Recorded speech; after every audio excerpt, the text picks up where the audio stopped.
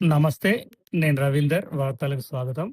జయశంకర్ భూపాలపల్లి జిల్లాలోని ప్రముఖ పుణ్యక్షేత్రం కాళేశ్వరంలో సరస్వతి అంత్య పుష్కరాలు అత్యంత వైభవంగా కొనసాగుతున్నాయి.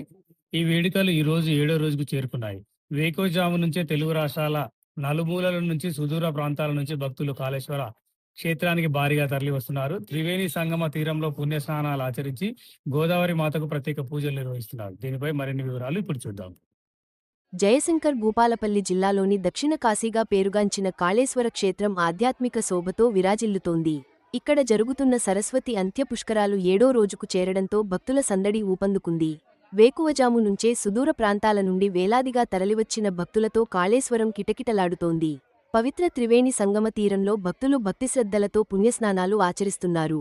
అనంతరం గోదావరి మాతకు హారతులు ఇస్తూ ప్రత్యేక పూజలు నిర్వహిస్తున్నారు. పుష్కరాల వేళ తమ పితృదేవతలకు పిండప్రదానాలు, పితృతర్పణాలు సమర్పించి నదిలో దీపాలు వదులుతూ మొక్కులు చెల్లించుకుంటున్నారు. పుణ్యస్నానాల అనంతరం భక్తులు శ్రీ కాళేశ్వర ముక్తీశ్వర స్వామివారి దర్శనానికి తరలివస్తున్నారు. స్వామివారిని దర్శించుకునేందుకు భక్తులు క్యూలైన్లలో బారులు తీరారు. భక్తులకు ఎలాంటి ఇబ్బందులు కలగకుండా ఆలయ అధికారులు, పోలీసులు విస్తృత ఏర్పాట్లు చేశారు. పుష్కరాల నేపథ్యంలో కాళేశ్వర క్షేత్రమంతా ఓం నమఃశివాయ స్మరణతో మారుమోగిపోతోంది. దండం పెట్టుకోలే కిందికి నీ ఫేస్ అవ్వకూడదు. ఓకే.